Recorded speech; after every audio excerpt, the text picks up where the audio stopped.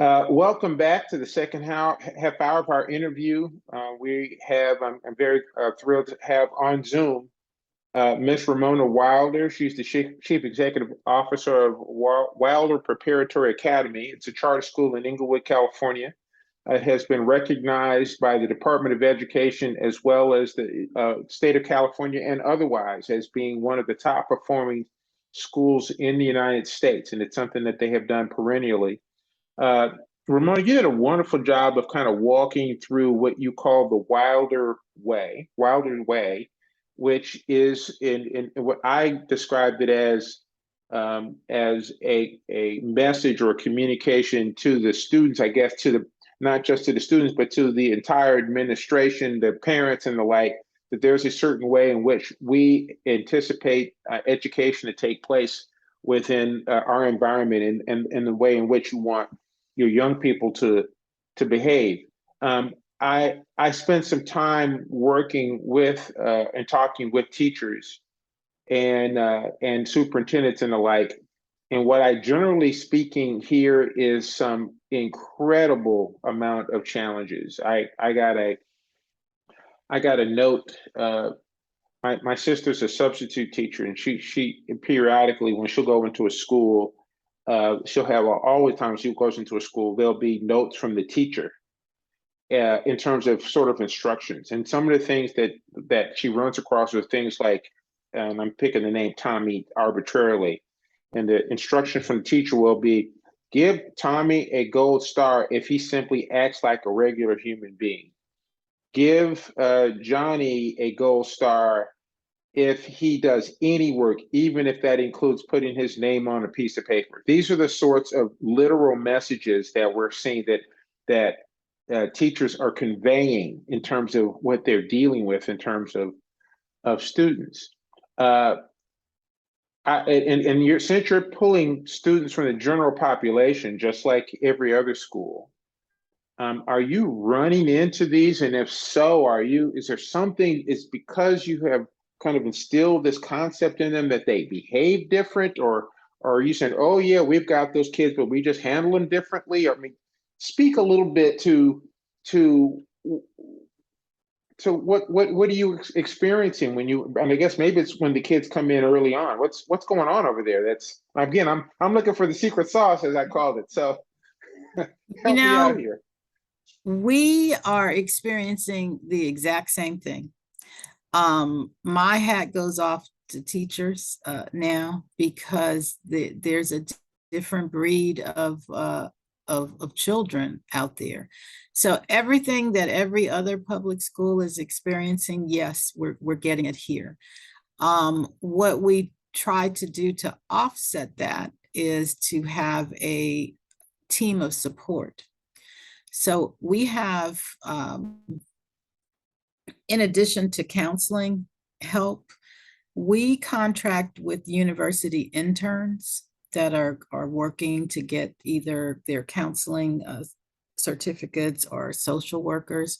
So we have regular licensed counselors that are here on staff each day. And then we have a group of interns. So the discipline challenges, the social, emotional challenges that we have, all of the things that the world is experiencing even more of as a result of the aftermaths of COVID. When a student is not behaving correctly or is acting out or just defiant, those kinds of things, we try to look at it from a social emotional standpoint as opposed to a discipline standpoint.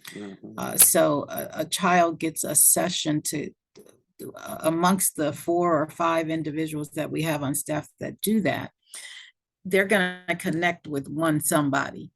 And so they tend to open up more to that. And the sad thing about it is that the behavior that drives all of that could be a grandparent just died, a father is in jail, or even a mother has gone to jail, or in some rare cases, we have 1 or 2 homeless students. So we treat that as to try and understand the child and listen to them. And then we work with them on why they can't do what they've done. Of course, there's counseling, but there's also the normal discipline action to it. So each child is dealt with differently. So we have some very stringent rules just for behavior at Wilders that are taught to the whole student body. And that doesn't mean that they follow them, all the time by any means, They're but still there are kids. actions that are taken because, yeah, they are kids. But we also form some support groups for students that they have time to sit and talk about what their challenges are, what they're feeling. And when you really listen to them, you see what drives, their kids. So adults, many of us can't deal with a lot of the things that are going on. So you can't expect kids to, but that's how we deal with it. We deal with the discipline and the behavior from a social, emotional, mental health standpoint. And so we are fortunate to have university interns and to partner with some of those organizations. We have some counseling organizations that are providing free counseling and therapy private sessions for their families. And the more that we get people to be accepting and reaching out to accept those kind of services, we make some headways. But it's real what everybody is saying out there. I mean, every day there is something going on with kids that teachers don't want to be teachers anymore because it's such a struggle. And in order you got to have kids to behave in order to try and teach them. So you're trying to combat different things in the classroom just to get them to behave and sit and be quiet enough to listen before you can even get into teaching. So we found that counseling and that type of therapy is what's helping us to overcome some of those challenges. What I hear is a high level of empathy and something that I talk to my clients, and I'm, generally speaking, I'm always dealing with adults, is to say you have to seek to understand before you're understood. And so what I'm hearing is you're proactively listening to where the child is coming from and having empathy around that and beginning to deal with them from where they are versus where you'd like them to be. That's effectively what I feel like I've heard. Is that a good sense of it? And what have I missed? That is it.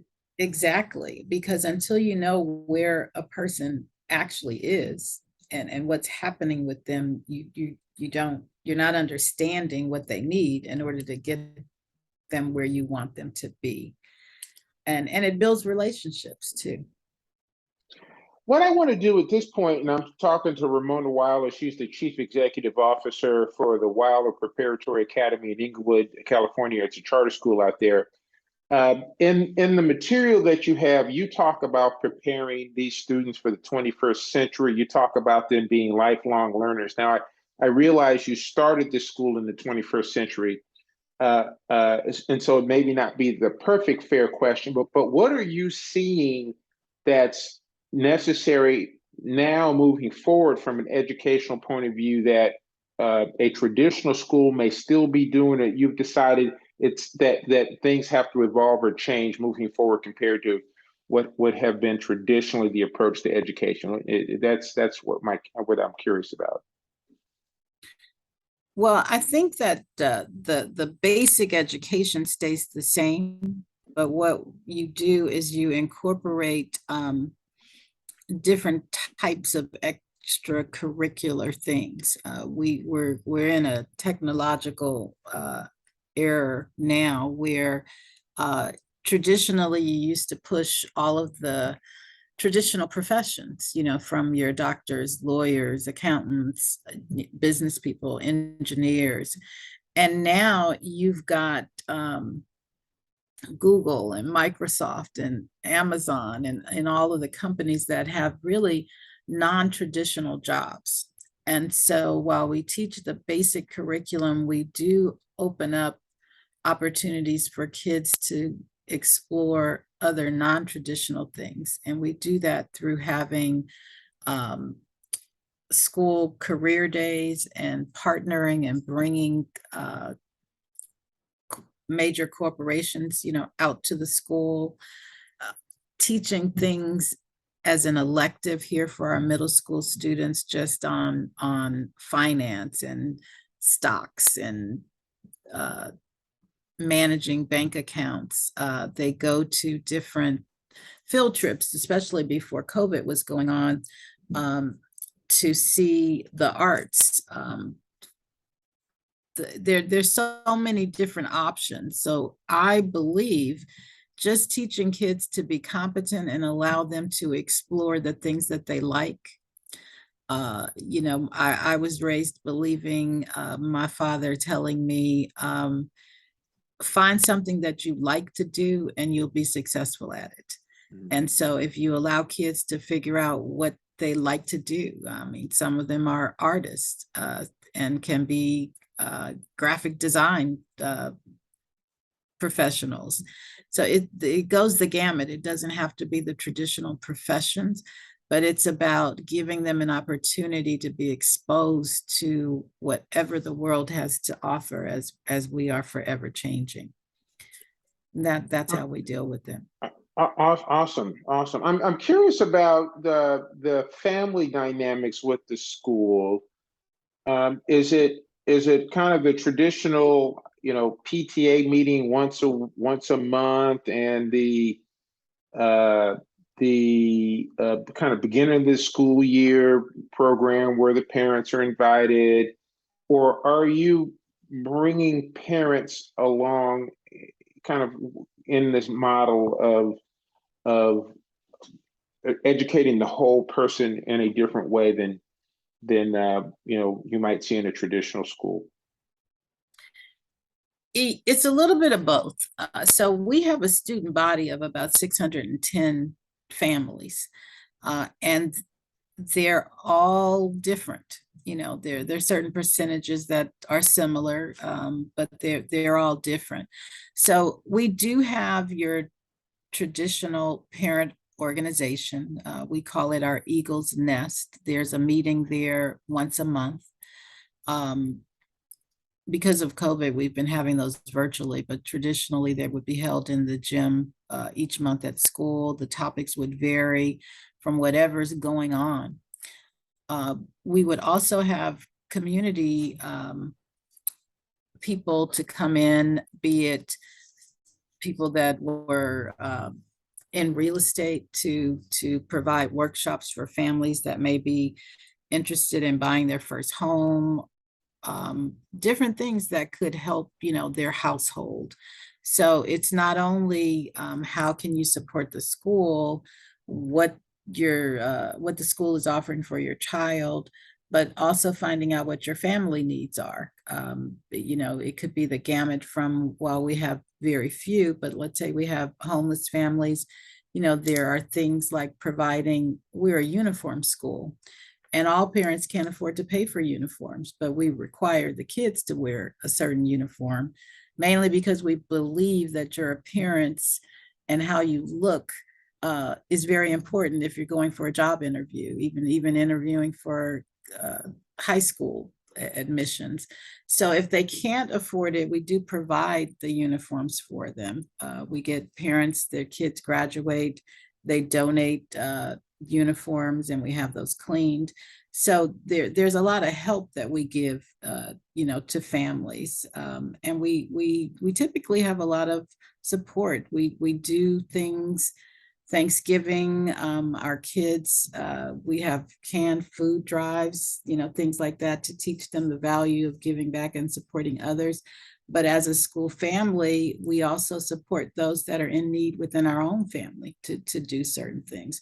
So it's very traditional for the school activities, like the parent PTA that you're talking about, the meetings. Very, very traditional, maybe just a step more, because we are all a small family. So everybody kind of knows everybody. And it makes it a lot of fun for parents to support the school. And that ultimately supports the children, which is why we're doing what we do. Awesome. I'm curious about the dynamics of COVID and how you all manage through this. You've mentioned social emotional dynamics a few times since we've been talking. We're talking to Ramona Wilder. She's the chief executive officer of Wilder Preparatory Academy in Inglewood, California. It's been recognized nationally as well as state of California as one of the top performing schools, and it's in the inner city in Inglewood. I am what I've come to appreciate is that this social emotional trauma impacted administrators, teachers, uh, families, and of course, as a result, the children. So, have you done what did you all? How did you all just manage through that? I'll leave that as a very open question with everyone having the trauma because we can't forget that the administrators and the teachers probably or may have had children that they had to deal with or family members or grandparents and like. I mean, the entire world was turned upside down. And so, how have you all, or what were the things that you do to manage through that? Well, I remember that very vividly when it first happened because it was on a Friday morning that we found out that Monday there would be no in-person school. And we were extremely fortunate that our teachers were already teaching on a platform called Google Classroom, which was an automated form of learning that you could go online and they could still get their assignments and lesson plans and all of that. So the credit goes to the amazing teaching staff that we have because all day that Friday, they worked on developing the lesson plan credentials for going remote. Our IT staff, our students had laptops that they used at school, and we were able to, over the weekend, provide laptops and make sure that every student had a laptop to take home. We were able to get the internet set up for families that did not already have internet. And Monday morning, our teachers hit the ground running with teaching remotely. Most public schools that were represented by the union, which we're a non-union work group, they were limited to the number of hours that they could actually work with students. So kids were not being taught the full day remotely by the district schools that were under a union, whereas our teachers really wanted to make sure that their kids were getting what they got. So we were able to maintain the full number of classroom hours. And for 2 years, that's what we did. We taught remotely, and I have to credit it to the teaching staff because they met with, you can imagine the challenges of parents trying to get on, get the kids on internet, parents trying to go to work or working from home, and just an abundance of challenges to get it done. But we did it. And while there's was a lot of learning loss, we were able to not really miss a beat. Yes, we missed a couple of beats, but we were successful at education and student needs still being satisfied. So, I mean, that was just a tremendous time, and it's been so long. I mean, this is just our first year back at being full in-person school, and for kids and adults to be inside for 2 years, not socializing with others, that's some of the aftermath that we're going through now. We're going through more social, emotional, mental health challenges than we are loss of learning. Did we have loss of learning? Yes, but it wasn't as significant as a lot of other schools and environments. We just had our most recent test scores, and I'm very, very proud for 2022.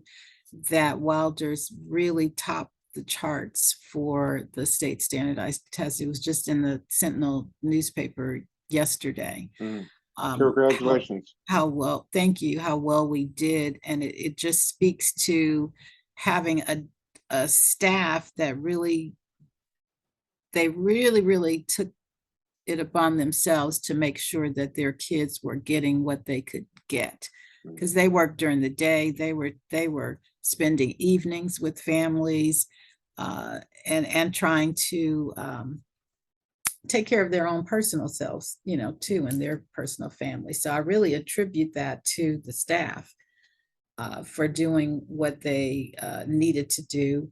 And I attributed that to not being bound by labor laws that would, prohibit them from doing it, even if they wanted to do it. So, Mm. So as we come here toward the end of this interview, I want to, is that question? So is there something that you'd like to share about Wilder or your experiences that I have not asked? well, first of all, I thank you for allowing me to have this chat with you. Um, I can't think of anything that you did not ask me. I think I would say my comments would be more about just the state of education Yeah, please. and what we need to do just as a community all across the US is to bring back the value and the importance of an education. There's a lot of talk about learning loss going on, and the true question is, okay, what are we going to do about it? And it's going to take a true commitment from much higher up to see how do you change what's being done in order to develop something that actually works for the kids. Um, and I think teachers need to be paid more to, and that's a whole big thing because we're governed by budget. So a lot of those things are political. But I say everyone that is in education, I think that we should just stay the course. And as we tell our students, believe that failure is never an option, that everybody needs to value succeeding and do the hard work to make it happen. Mm. And that's what we try to do here. I would say you're doing more than try. I'd say that you are getting it done. And I have no doubt that, um, there's always opportunities to get better. If you're challenging the kids to strive, then I get the clear sense that you all are striving, and I congratulate you on what you have accomplished and actually what you're planning to accomplish in the future. It's been a pleasure to have this conversation with you, and I wish you all the best. And I'm pleased to say I'm coming west for the holidays. I look forward to being able to catch up when I'm on the West Coast. Absolutely. Again, thank you. All right. And to my audience, everybody have an outstanding weekend. We'll see you next week. And that's it for this program. Thank you.